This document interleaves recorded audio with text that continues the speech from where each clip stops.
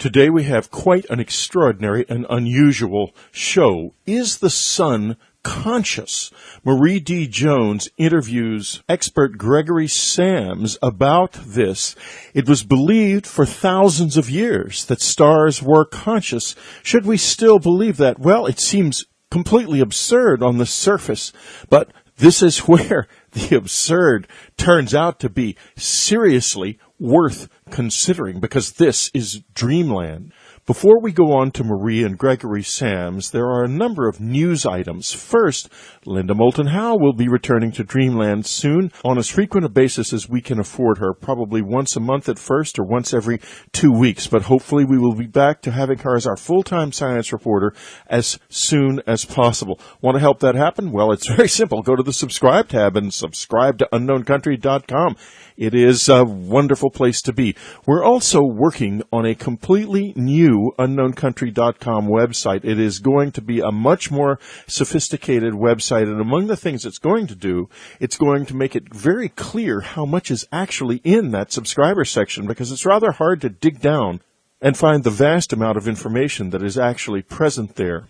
That'll all change. As well, the appearance of the site and the sophisticated things that the new system can do are going to be very exciting, both on the front end and in the subscriber section. We hope to deploy this in November, and we'll keep you posted. There is some very serious news out there. First of all, it has been revealed that H1N1 has been killing approximately a fourth of the pregnant women that it has infected in the United States, and this disease is spreading fast. If you are pregnant or expect to become pregnant soon, you should definitely consult your doctor about this disease. In fact, everybody should. We consulted our doctor last week, and he said he's been seeing more cases of flu this summer than he has ever seen at any summer in his 25-year career as a physician. Yesterday, I had a long conversation with Art Bell, who is, of course, in the Philippines with his wife. They are doing well on the 19th floor of their building. They have not lost power. They still have good water, and they have a water purification system in the building. However, they are among the lucky few. He said that Manila looks like Venice. When he looks out his window, he sees streets filled with water, and it's possible that the next typhoon could cause even more trouble. So stay with unknowncountry.com on this for our unique perspective on what's happening in the Philippines. In other news, of course, there have been a series of severe and terrible earthquakes across Asia.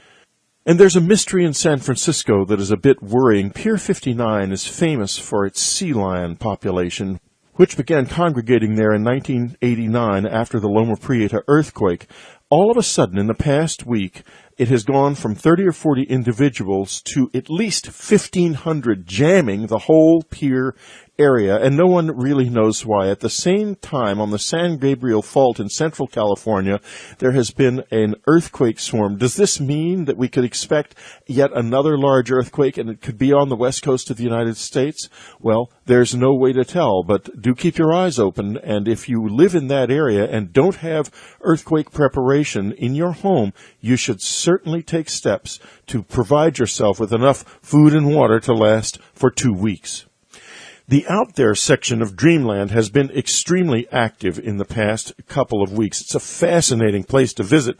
I go there myself every single day, and there is a particular story, a couple of them. First, a video of UFO diving into the sea off the coast of Spain that looks authentic, and in the sense that it does not look like something that somebody has built using CGI. But of course, you never know. There is also a story about a giant praying mantis seen in Pennsylvania. We received a similar report from Pennsylvania 20 years ago of exactly the same type of creature.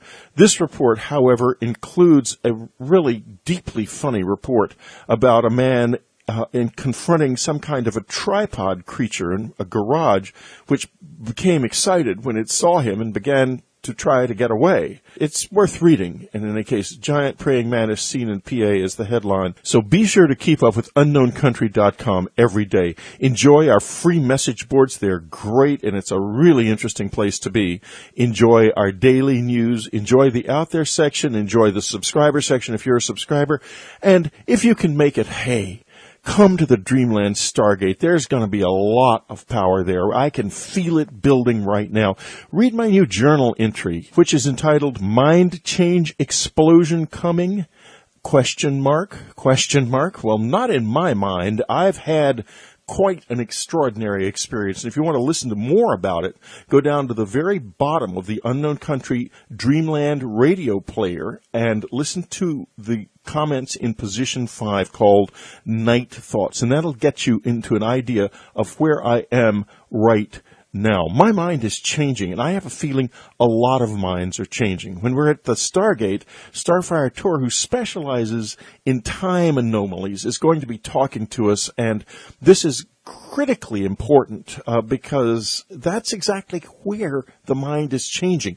Our relationship to time is changing. It's getting looser, bigger, stranger. There's a lot of exciting things happening on planet Earth, and I think the most exciting ones are happening right between the ears of us. So, on that note, now we're going to go off the Earth, onto the sun, and we're going to ask a question. Can you hear us? Marie D. Jones and Gregory Sams. Is the sun conscious? We'll be right back. Hi, this is Marie D. Jones, your co-host here at Dreamland Radio. Back with another fascinating guest today. We're going to be talking to Gregory Sams. He's the author of Son of God, Discover the Self-Organizing Consciousness that Underlies Everything. Welcome, Gregory. Hello, Marie. Good to have you here. Okay, good to be here. I want to say, first off, if anybody's out there immediately Googling the title of this book, the word sun is S-U-N. This is a book about the sun. But what caught my eye first, and obviously everybody will be thinking the same thing, is the unusual capitalization of the word God. You've got G and D in lowercase and the O in uppercase. What is the meaning behind that? Well, the meaning behind that is if I put a capital G on God, that's a singular. There's only one of a thing when there's a capital G, and Christians are going to look at it and say, oh, he means God. What's he talking about? We know who God is. And the Muslims will look at it and say, well, it means Allah. And I'm talking about the concept of a universal God, whoever is bandying it about. And I've put the O in there because I do talk about the oneness. Right. And the sun is also circular. There you go. Right. So it's symbolism. But it's the oneness God. Right. This is a book about so many things. We have a lot of things to talk about. First, a little bit about your background. You've got an unusual background that led up to the writing of this book. Well, you want the whole background right now? Oh, you can do a real quickie. I started off with natural foods, really introducing people to the concept that what you ate affected your health. And then beyond that, I was talking about what is good to eat. So I was selling whole cereal products, pulses and beans, seeds like sesame and pumpkin seeds, and what we call today natural foods. Right. But there was a time when such a thing wasn't out there on the market. And it was a very new concept. I remember getting really strange looks. Who is this guy? Where's he coming from? What we eat is going to affect our health. Food could give us cancer, arthritis, or constipation. You couldn't even suggest that white bread got you constipated or that coffee gave you insomnia. Oh, nobody wanted to hear that. And today, talking about the sun and stars being living creatures, which is absolutely, common sense to me now, I get the same sort of strange looks. What? What's he talking about? The sun's alive, this dumb ball of gas up there that's bringing life to the planet. How could it be alive? So you're always the maverick. There you go, yeah. So your background, in a way, led you to start thinking about consciousness and oneness and led to the writing of this book. And the book covers so much, but at its foundation is the history of sun worship and why the sun is still so profoundly important today. Can you just talk a little bit about why you chose to write about the sun? Well, I actually started off the book writing about something else. Can you believe it? Oh, I can. I'm a writer, yeah. these things happen. And after a few pages, I got into topic drift, and I was talking about, the free will of an amoeba that I suggested in a jar of pond water, an amoeba had more choice for its diet and free will than your average fast food consumer who's choosing between Kentucky Fried Chicken and hamburgers. And but then that somehow led me into primitive people worshiping the sun, and I was talking about the consciousness of the sun, or writing about it, and it suddenly dawned on me that this is the biggest elephant in the room that you could imagine. Right. And a conscious sun, it's something everybody used to recognize, whatever culture or continent or century you choose.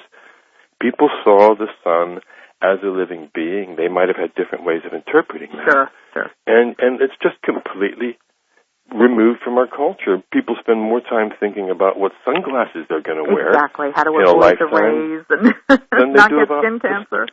And it's the most important thing in our life. I mean, the most important character in our lives is the sun.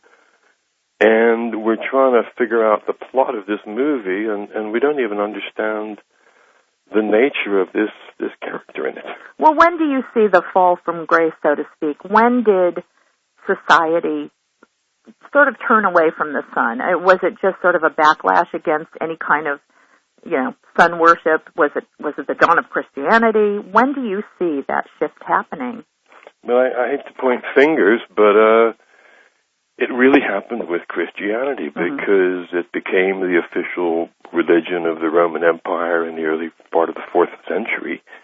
And at that time, any other sort of pagan temples, whether they worshiped the sun or the moon or a flying turtle, got looted, burned, and ransacked by mobs of Christians. And they burnt down the Library of Alexandria because it contained pagan knowledge, the 700,000 documents, centuries of the accumulated knowledge of humankind, and they didn't print books then, so there weren't like loads of copies of them. I mean, can you imagine what must have been? Yeah. It burned. It just boggles my mind, the wisdom that we lost. Yeah.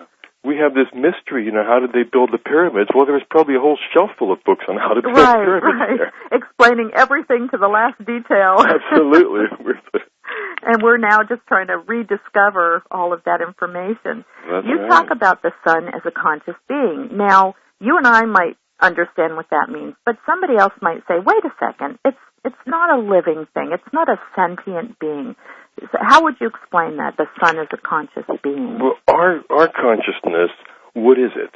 It's an energy field of some sort. It's not some sort of hardwired resident of our bodies. When it leaves our bodies, we're dead. Right. But the consciousness itself is an energy field. Even if it's created by the neurons sparking in our brains, those sparks are energy fields. They're being transmitted across space, the synapses, to other neurons. And when you look at the star, at a star or our sun, it's a very complicated device, but it's geared to creating an energy field. It's got 7 different layers in it. Some of them turn at different speeds from each other to create a dynamo effect. It's a sort of very well-contained organism, and our energy field is something that our body creates or that acts through our body, and to decide, because we're human beings, that that's the only way that you can arrive at consciousness is the height of arrogance. I mean, the universe is 13,700 million years old, and we're saying, it's only in the last couple of million years that consciousness is manifested when we came out of the trees. Right, exactly. There is a lot of human arrogance involved in this type of research. And do you believe that the consciousness of the sun, that we are immersed in that? Do we have a separate consciousness that is linked to that sort of solar consciousness? Well, the light that comes to us from the sun, which is actually it's actually a vibration. We talk about good vibes and bad vibes. There you go. And it's an actual vibration that is landing. That's why we feel good when we sort of have the sun, when it's a sunny day and we're out in it. And it is the source of life. Every single bit of energy that we use in our body is solar energy, which has been condensed into plants, either eaten by us or eaten by animals, but that solar energy comes through into us, And as I'm speaking now, I'm expending solar energy. What more of a connection can you have? Well, you accept that we're all built from stardust. I mean, every element besides hydrogen in our bodies was actually made on a star somewhere. Now it's rearranged in us, and we're taking in star energy, and we're releasing it in our lives. So that's a connection, and there could well be more ethereal, mystical connections as well. Right.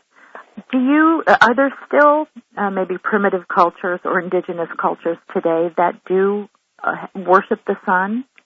Well, there's 800 million or so Hindus in the world who recognize Surya as a sun god. Mm-hmm. And over the history of Hinduism, at some times Surya has been their chief god. The Lord's Prayer, for equivalent to Hindus, is the Gayatri Mantra, which is a ode to the sun, to the bringer of light and inspiration and knowledge to our world. Mm-hmm. So the Western traditions have turned away from that. Well, it was drummed out of us, whether it was burning witches in the Middle Ages right. who worshipped other things than the Christian God, or Giordano Bruno, a great philosopher, the first one person to recognize that our sun was a star like the other stars in the heavens. He was burned. Some years later, Galileo was condemned to house arrest, even though he recanted his theories. It's been a very long time that any sort of sign of this in our culture has been seriously stomped out. And we can go through our whole lives without it ever being suggested that sun worship, you kind of think about something primitive and ignorant. Right, but, it's paganism, the Greeks weren't primitive and ignorant, the Egyptians weren't primitive and ignorant, the Mayans weren't primitive and ignorant, and science there's nothing that science has come up with to say sun worship is primitive or ignorant. In fact, everything I discover about solar science sort of underlines the point that there's something more than dumb matter going on up there. Right, exactly. And I mean, the rock bottom line is that we can't survive without the sun. And if we were any closer or any further away, we wouldn't be here. So our relationship with the sun is very intricate and very profound at the same time. Yeah, it's very delicate, but and we sort of take it for granted. We do. And like you said, we relate to the sun now in terms of the damage it does to our bodies, rather than the life that it gives to ourselves and everything around us. It's this terrible, it's this fear of the sun that sort of comes through, and whether it's to sell sunscreens or to wear UV glasses, but in the sort of 30s and 40s, people recognized the healing quality of sunlight, and they used to build clinics in the Alps. And they had glass that would let the UV light through, and they would expose people to it with all sorts of different conditions. They never program over weeks or longer to cure people from serious ailments, and sunlight was a big part of it. They are also built into hospital design because it kills pathogens within rooms. It makes people get better faster in a natural process. But then in the late 50s, they discovered antibiotics. And suddenly you don't need to heal people over a week or two, Screw sunlight, just give them antibiotics in and out, and it just disappeared.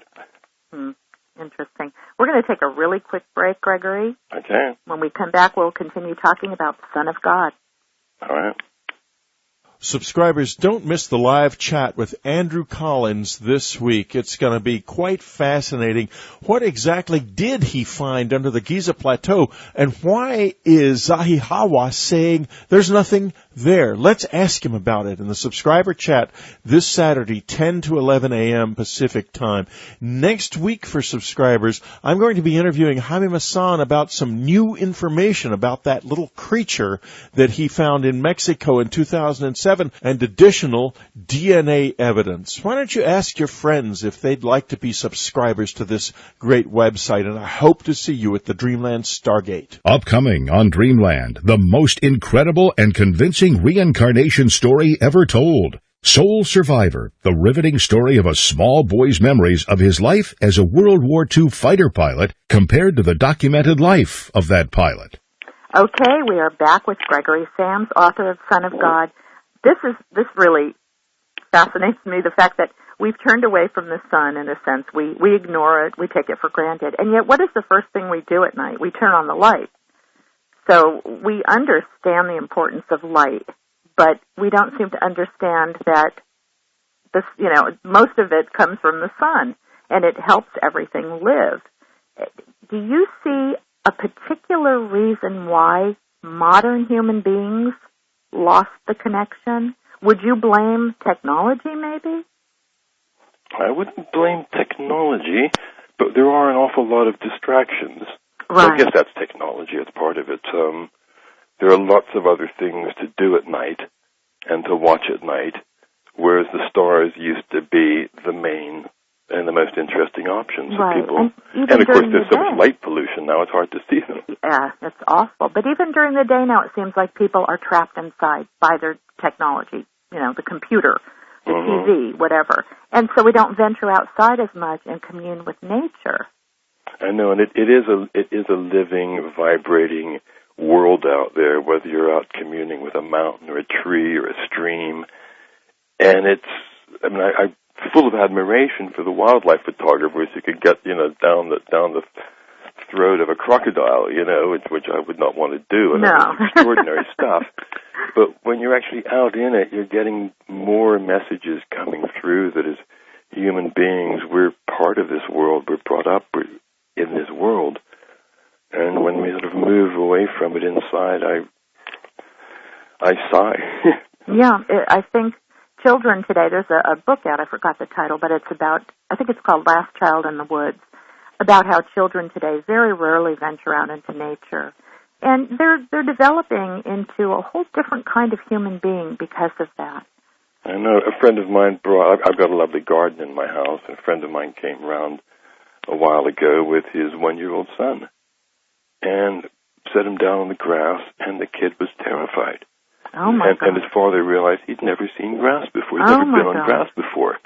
It was this strange stuff. It wasn't flat and even like everything he was used to. And the stuff we used to roll in. I know, the stuff we used to roll in. And amazing. I mean, we are getting much more concerned now about saving the world, but I think one of the reasons it's in so much trouble is that we're so much out of touch with it. Exactly. So much technology seems to be designed to protect us from the natural world. As if it's and evil. Counter its influences, where we need to be connected to it, not protected from it. Absolutely. Your book talks a lot about science, religion, metaphysics, spirituality. Do you see all of this as being connected? Why are we always at war with each other, especially science and spirituality?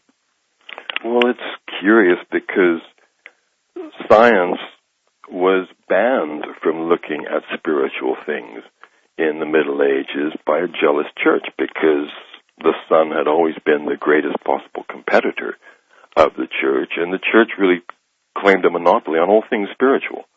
So if you want to commune with your maker or experience spirituality, you have to do it our way. They put a patent on it, basically. Right. Mm-hmm. And scientists, also, universities and schools were all run by the church for many years, many centuries. So scientists could not study the occult on any level, whether it was palmistry or astrology, alchemy, and they are curiously still upholding the taboo that was placed upon them by the church. They look at the church that created the taboo and they say, that's ridiculous, it's rubbish, and they throw everything spiritual out at the same time. Right.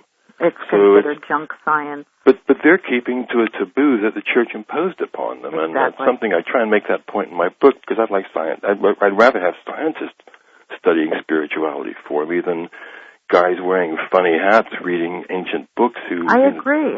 There's more objectivity, I think, when you put a scientist on the job. Mm-hmm. Do you see this maybe shifting? The closer that we get to... I don't want to necessarily say towards something like 2012, but a lot of people now are talking about a shift or transformation in consciousness. Do you see that as a positive part of the shift, that maybe we're moving away from all that infighting and kind of coming together? I certainly see that happening, and I hear scientists saying things that I would never have expected a scientist to say. Quantum mechanics is kind of forcing them into some of these areas. And writing books about it, too. They're writing books about it. They're talking about it. And, of course, in the Far East, as Indian and Asian cultures rise, when I was a kid, of course, you never thought about anything coming out of China or India, and science was in the West. Right. Oh. But now, as those cultures are developing their technologies, they weren't brought up with the same ban on looking at occult that we have in the West. Right. So they're coming up with some pretty far-out ideas, and you get some really unusual electromagnetic technology coming out of Korea.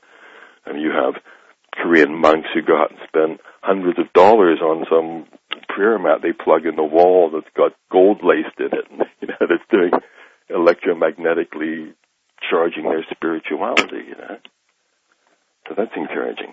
So hopefully the West can adopt some of the open-mindedness that the East has had all along. I hope so. I really hope to see these sort of crazy barriers crumble, because we really need to look at...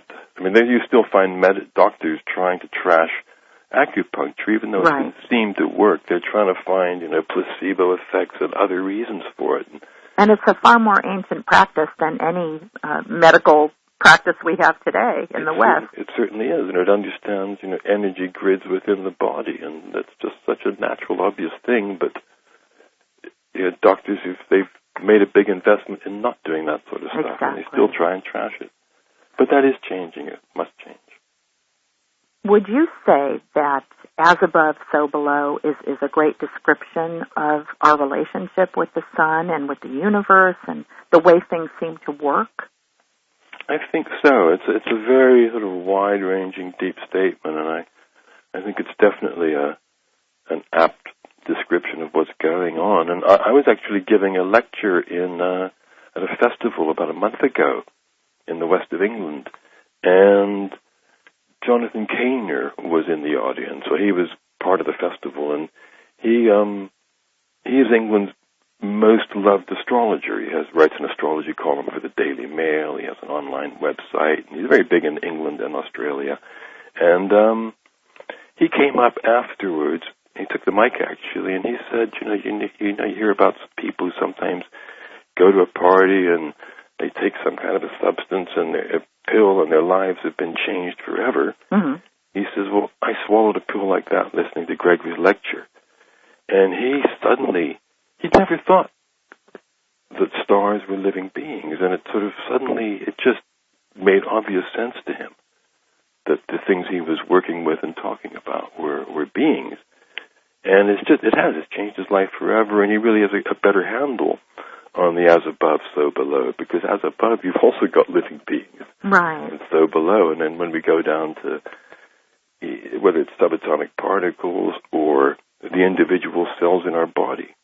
I mean, a single cell in our body is like a whole city. It's got 5 or 10 million components, and they're excreting waste and taking in nutrition, sending out messages, receiving messages, repairing damage.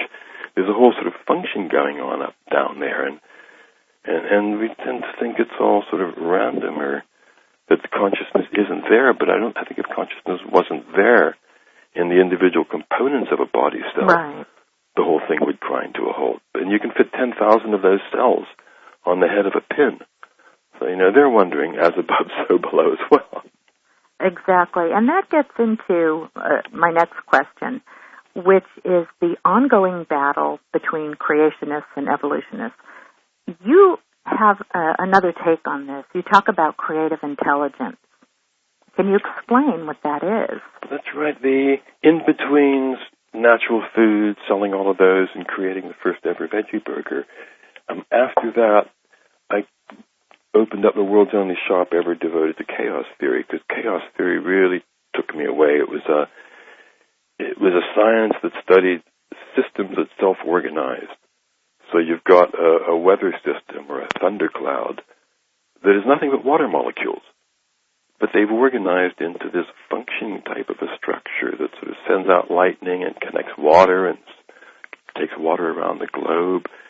And whether it's oceans or thunderclouds, you have or human society where we self-organize and we create an airline industry, which the Wright brothers never knew that was going to happen. Right.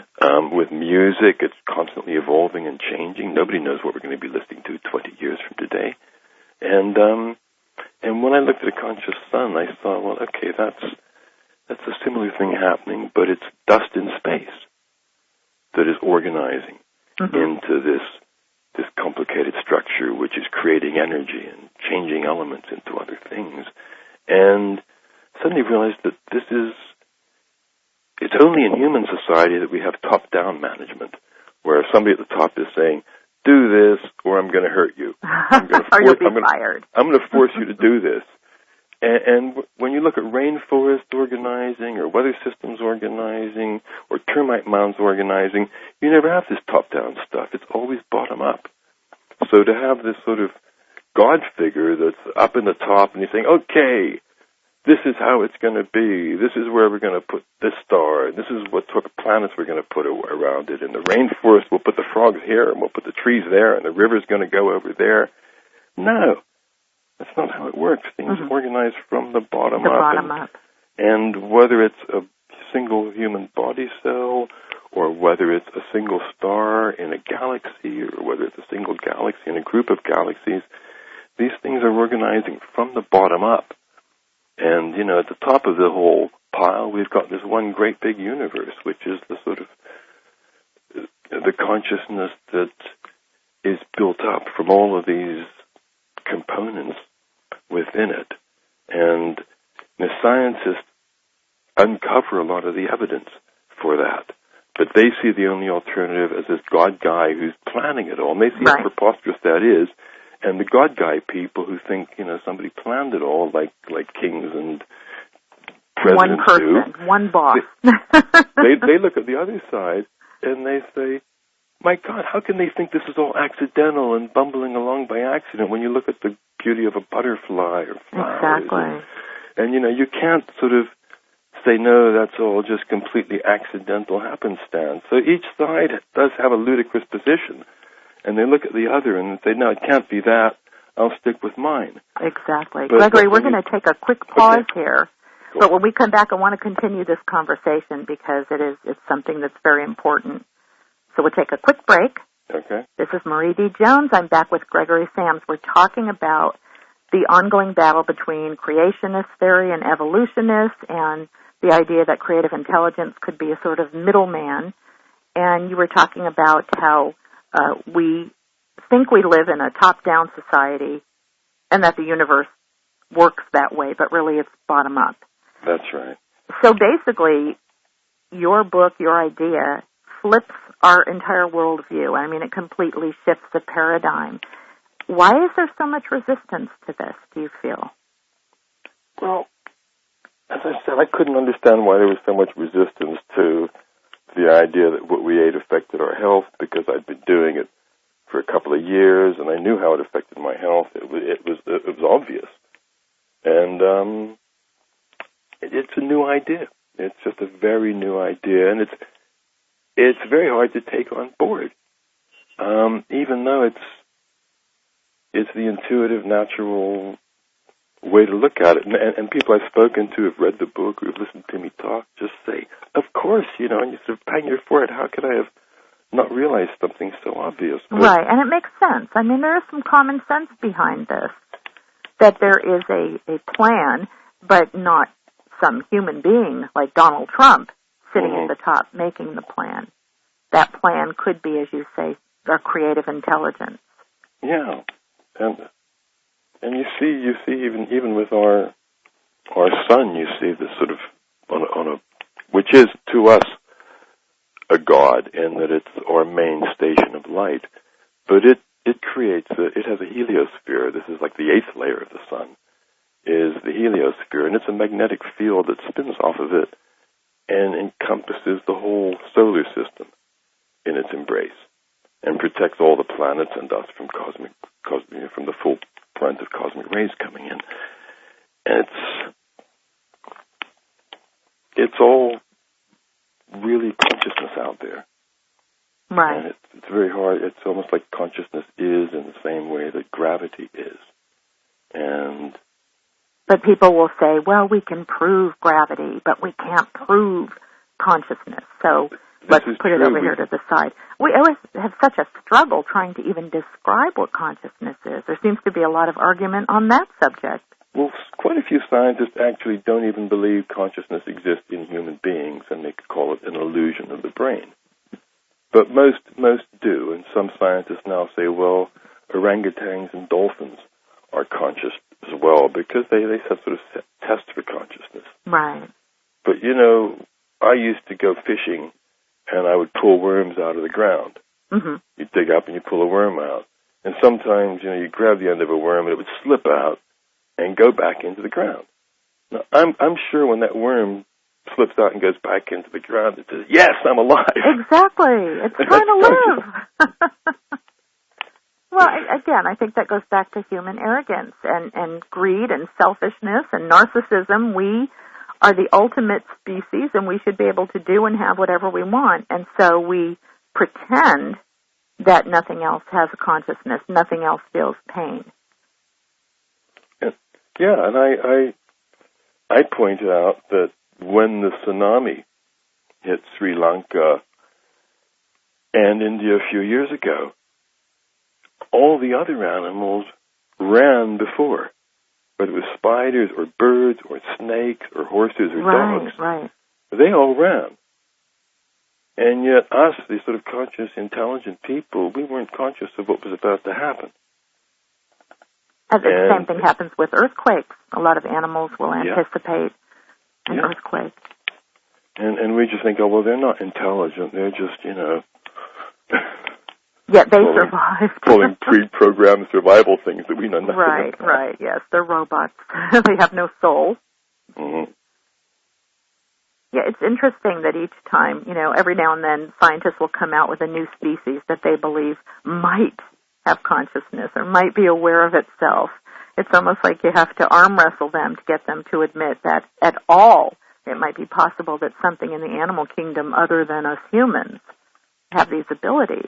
Well, once they let something else in, the doors to the zoo are open. Oh, absolutely. You're arguing between chimpanzees and orangutans and gorillas and one breed of dog versus another. Dogs haven't even gotten in there yet, even though, how many right. They're on the waiting list.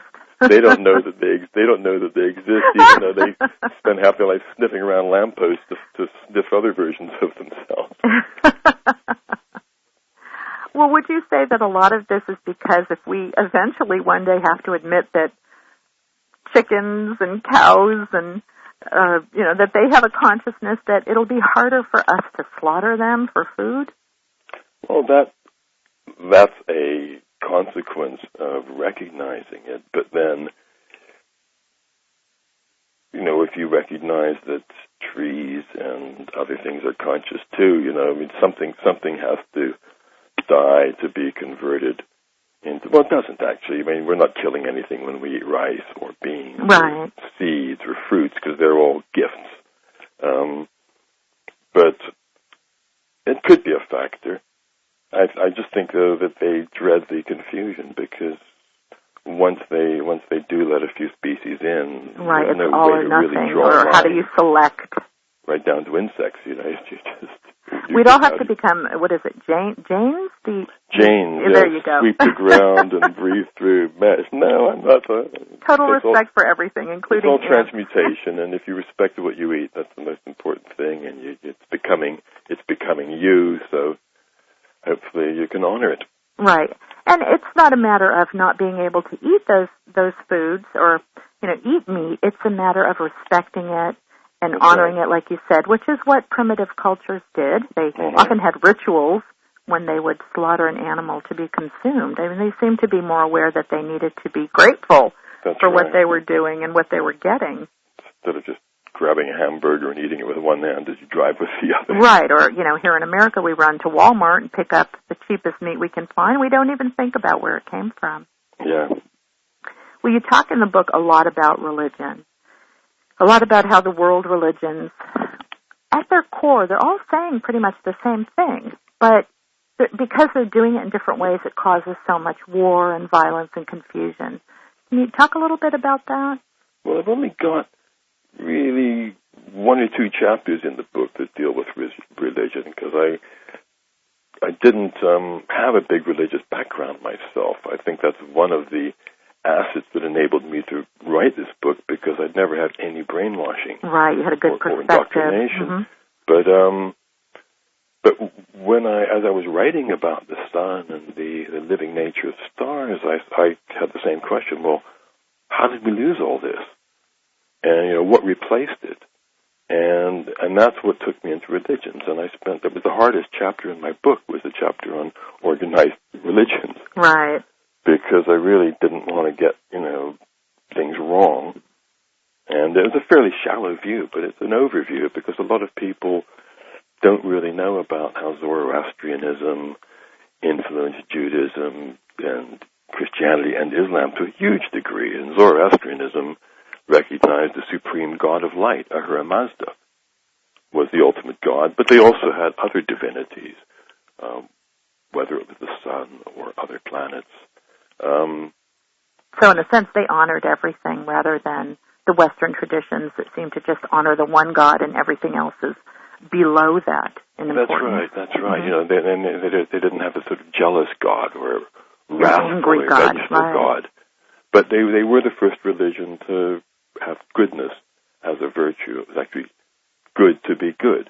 It seems like an obvious concept to us, but it's not that manifested in our world. It seems, though, that each religion did worship the sun. They might have, or they did have the same ideas, but they had different languages to express it. That you'll find commonalities in all the religions, and maybe that's what we need to be focusing on, are the commonalities, the things that everybody agreed on, and wherever they were. And quite a few of those things preceded organized religion. I don't think you needed tablets from God to tell you it was bad to kill people. Right, exactly. Morals were around long before the Ten Commandments. Or to mess around with your neighbor's partner. Right. And it's always I think it's always bad when things do get organized, when a religion gets to the point which is you must do it this way, right, or else. And even the Aztecs, they're known for their sort of slaughter and sacrifices to the sun. I was delighted when I found out that in the early years of Aztec worship, they sacrificed fruit and flowers to the sun god. And then when it got organized and politicians got involved, started sacrificing people. Yeah, isn't that interesting? Yeah. You'd think it would be the other way around, that organized religion would say, stop sacrificing people. Well, it's who holds the power. When the church held the power in Europe for many centuries, they were as brutal as any rulers are at any other time. Right. Yet, despite the power of organized religion, we're sitting here talking about this stuff. It's still there. It didn't get suppressed the way that they hoped it did. And I think that more and more people are becoming interested in this, I guess we could call it lost knowledge, than ever before. Do you agree with that? Yes, there's a huge interest in it, and I make the point in my book that we study the Celts and the Stonehenge and the pyramids and the Mayan calendar and Egyptians and the Greeks, and there's so much information, so much knowledge there, and I'm just bringing the sun into the picture, because that was the one common thread throughout all of those cultures, recognized the sun as a living being, and the stars as living beings. Right. If we bring that back into our headset, we're going to be, the scholars and the academics out there are going to do such a much better job. Right. I'm going to interrupt you real quickly here, Gregory. We're going to take our final break. All right. And then we're going to continue talking about this when we come back. Okay, we're back with Gregory Sams. Let's continue talking about that, because I think it's important. Despite a lot of violence and killing and really strong attempts on behalf of the world religions, this information is really still readily available to anybody that seeks it out. That's right. And I'll just rewind a bit on sort of world religions. I would point out that there have never been any wars fought in the name of Buddhism. Interesting, or in the name of Hinduism. Hindus haven't sort of gone across other countries and said, you shall be Hindu. I mean, right. There have obviously been wars in Hindu countries and in Buddhist countries, but they're more political. Not over religion. Right. That's a uniquely Abrahamic religion function. Because that's really interesting. Because God has come and said, this is how it should be, and if you really believe in this sort of all-powerful, all-knowing God character, that he came down and said, cut your hair to this length or don't eat this, then you do feel justified in making sure other people do the same thing, because it's God's word, and that does lead to nasty. Right, the whole idea that we're right and you're wrong, and we're going to make you right. Because otherwise you'll go to hell, which is even worse than us making your life hell. Exactly. Do you think we're on a collision course with our own demise as other ancient civilizations sort of fell when they embraced too much technology or turned away from nature? Do you think that's going to happen to us because we fail to understand our place in the universe? It could do. It's a possibility. But I'm also aware that change can happen very rapidly on all sorts of levels, whether it's the speed at which glaciers melt or the speed at which society changes. And we saw the Iron Curtain collapse when a week beforehand, our top intelligence officials, nobody had any clue that sort of thing was going to happen. Right. And there is always the possibility of sudden change. And I don't know what human civilization is going to be like in 50 years' time, or whether it's going to be. Mm-hmm. But all of my life I've been working towards increasing our chances of survival from my sort of 60s hippies days of getting, reintroducing people to natural foods and organic farming techniques. And I've always gotten a buzz out of doing that. So, whether there is a future or not, working to preserve it has got to be the best game in town. Right. This gets into another fascinating discussion that a lot of people have, and I know you talk a little bit about it too, is if there is this creative intelligence, if there is this consciousness and this order to everything, does that mean that our destiny and the destiny of the universe is set in stone, or do we have some free will in this? I think it's all free will. I even suggest in my book, in a very convincing manner, that a grain of sand might even be experiencing free will. And that's how rainforests work. It's how a galaxy holds together. Every star in a galaxy is moving in its own little trajectory. Right. Well, they're in pairs. They're usually teamed up with another star. And otherwise, according to Newtonian physics, the whole galaxy would just end up in one big clump together. But everyone's moving around on its own little path, and everything knows what it's supposed to be doing. Everything knows what it's supposed to be doing. Error is always making choices about how it's going to do that. Right. As it goes along. Well, this might be where we run into problems with organized religion, because definitely the Western traditions tell us that this is going to happen and this is going to happen, and it's all set in stone and there's nothing you can do about it. And yet the way the universe really works is that you're saying everything, even down to the most minute object, has choice and in a sense, awareness. Well, quantum physicists for many years now have been seeing this in subatomic particles and have come to the conclusion, many of them have, that they are exhibiting free will. Or that if they're not exhibiting free will, then neither are we. And I've actually spoken to a scientist who actually told me that according to his cosmology, every single thing we do was preordained by the arrangement of particles at the Big Bang. So, wingly, wingly, bloomly, that came out of the arrangement of particles at the Big Bang. Oh, my God. And I just, because I think maybe the alternative for them is to realize that everything is conscious, everything has free will, and they can't accept that, so they prefer to choose. Right, because accepting free will means you have to accept responsibility for your actions, for your own life, for the outcome of your life. And a lot of people just would rather leave it up to God or the devil or fate or destiny. Yeah, it's a simple way out. It's not my fault. This is right. Don't blame me. Don't blame me. The devil made me do it. I'm just the victim. Help me. Oh, it's the victim consciousness. Absolutely. Yeah. Absolutely. We only have a few minutes left, and I really want to ask you, the book is about so many things. I even love the afterword where you talk about the importance of bacteria and how we just sort of ignore the fact that this stuff is necessary. We don't need to be killing it all with antibiotics, or antibiotic soaps and this and that. All the bacteria killing stuff, yeah. Right. It just has so much to talk about in this book, and we didn't have a whole lot of time, but I really want to know if you could choose one thing that you'd like to leave listeners with, what would that be?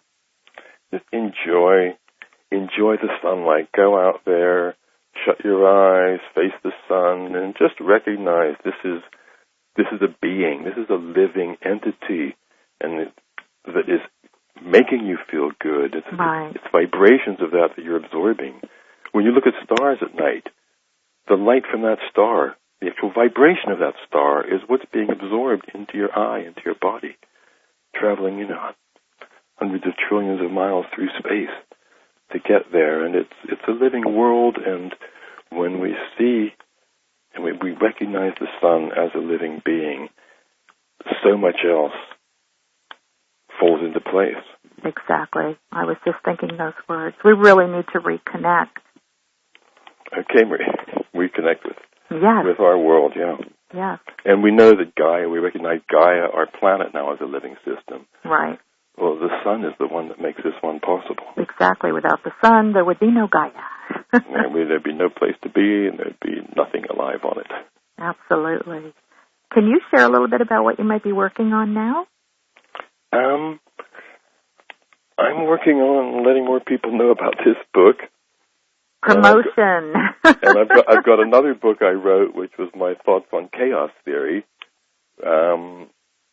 which is what I would like to work on next, which is redoing that to republish it. The book is called Uncommon Sense: The State is Out of Date, and it's really tells us the lessons of chaos theory for society.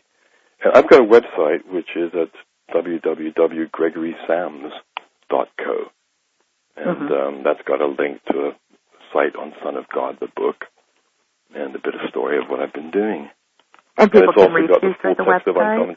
Pardon? People can reach you through the website? Yes, there's a contact link there, and there's author of the month at the moment on grahamhancock.com. Yes, he wrote your foreword. That's was right. Quite a coup. Yeah, that was great, and I've been doing a forum. The most popular subject ever on this forum is this one a topic I posted called "What the Galaxies Think." Oh my gosh, yes. It's really gone off, that one. And, great. So people can go to www.gregorysams, and that's spelled SAMS.com. Hear all about what you're doing. We can expect some books from you in the future. I do hope so. You will. It seems like there's an awful lot of material in this book, Son of God, that can be sort of taken off in another tangent and be a whole other book. Each chapter could just about be a whole book. It is, and it's hard to decide what to put in and what to leave out, isn't it? I know. I've got a few wonderfully crafted chapters that never got in there. Well, part 2, the sequel. Son of God, the sequel. Sounds like a great action movie. There you go. Gregory, I want to thank you so much. This has been fascinating, and I had, dozens of questions, and just like you said, I had to pare them down to fit into the time we had, but it's been absolutely fascinating. I want to encourage everybody to pick up the book. It's called Son of God. Son is spelled S-U-N. And the subtitle is Discover the Self-Organizing Consciousness That Underlies Everything. My guest has been Gregory Sams. Thank you again, Gregory. Thank you, Marie. It's been fun. And this is Marie D. Jones signing off for Dreamland Radio. Until next time. Now we're going to go off the earth, onto the sun, and we're going to ask a question. Can you hear us? Marie D. Jones and Gregory Sams. Is the sun conscious? We'll be right back. Hi, this is Marie D. Jones, your co-host here at Dreamland Radio, back with another fascinating guest today. We're going to be talking to Gregory Sams. He's the author of Son of God, Discover the Self-Organizing Consciousness that Underlies Everything. Welcome, Gregory. Hello, Marie. Good to have you here. Okay, good to be here. I want to say, first off, if anybody's out there immediately Googling the title of this book, the word sun is S-U-N. This is a book about the sun. But what caught my eye first, and obviously everybody will be thinking the same thing, is the unusual capitalization of the word God. You've got G and D in lowercase and the O in uppercase. What is the meaning behind that? Well, the meaning behind that is if I put a capital G on God, that's a singular. There's only one of a thing when there's a capital G, and Christians are going to look at it and say, oh, he means God. What's he talking about? We know who God is. And the Muslims will look at it and say, well, it means Allah. And I'm talking about the concept of a universal God, whoever is bandying it about. And posted. There is some very serious news out there. First of all, it has been revealed that H1N1 has been killing approximately a fourth of the pregnant women that it has infected in the United States, and this disease is spreading fast. If you are pregnant or expect to become pregnant soon, you should definitely consult your doctor about this disease. In fact, everybody should. We consulted our doctor last week, and he said he's been seeing more cases of flu this summer than he has ever seen at any summer in his 25-year career as a physician. Yesterday, I had a long conversation with Art Bell, who is, of course, in the Philippines with his wife. They are doing well on the 19th floor of their building. They have not lost power. They still have good water, and they have a water purification system in the building. However, they are among the lucky few. He said that Manila looks like Venice. When he looks out his window, he sees streets filled with water, and it's possible that the next typhoon could cause even more trouble. So stay with UnknownCountry.com on this for our unique perspective on what's happening in the Philippines. In other news, of course, there have been a series of severe and terrible earthquakes across Asia. And there's a mystery in San Francisco that is a bit worrying. Pier 59 is famous for its sea lion population, which began congregating there in 1989 after the Loma Prieta earthquake. All of a sudden, in the past week, it has gone from 30 or 40 individuals to at least 1,500 jamming the whole pier area, and no one really knows why. At the same time, on the San Gabriel Fault in Central California, there has been an earthquake swarm. Does this mean that we could expect yet another large earthquake, and it could be on the west coast of the United States?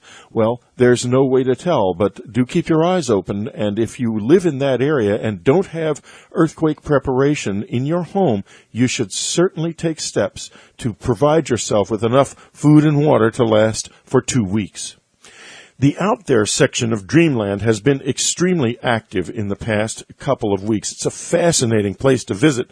I go there myself every single day, and there is a particular story, a couple of them. First, a video of UFO diving into the sea off the coast of Spain that looks authentic, and in the sense that it does not look like something that somebody has built using CGI. But of course, you never know. There is also a story about a giant praying mantis seen in Pennsylvania. We received a similar report from Pennsylvania 20 years ago of exactly the same type of creature. This report, however, includes a really deeply funny report about a man in confronting some kind of a tripod creature in a garage, which became excited when it saw him and began to try to get away. It's worth reading. And in any case, giant praying mantis seen in PA is the headline. So be sure to keep up with UnknownCountry.com every day. Enjoy our free message boards. They're great, and it's a really interesting place to be. Enjoy our daily news. Enjoy the Out There section. Enjoy the subscriber section if you're a subscriber. And if you can make it, hey, come to the Dreamland Stargate. There's going to be a lot of power there. I can feel it building right now. Read my new journal entry, which is entitled Mind Change Explosion Coming? Question mark? Well, not in my mind. I've had quite an extraordinary experience. And if you want to listen to more about it, go down to the very bottom of the Unknown Country Dreamland radio player and listen to the comments in position 5 called Night Thoughts. And that'll get you into an idea of where I am right now. My mind is changing, and I have a feeling a lot of minds are changing. When we're at the Stargate, Starfire Tour, who specializes in time anomalies, is going to be talking to us, and this is critically important because that's exactly where the mind is changing. Our relationship to time is changing. It's getting looser, bigger, stranger. There's a lot of exciting things happening on planet Earth, and I think the most exciting ones are happening right between the ears of us. So, on that note, today we have quite an extraordinary and unusual show. Is the sun conscious? Marie D. Jones interviews expert Gregory Sams about this. It was believed for thousands of years that stars were conscious. Should we still believe that? Well, it seems completely absurd on the surface, but this is where the absurd turns out to be seriously worth considering, because this is Dreamland.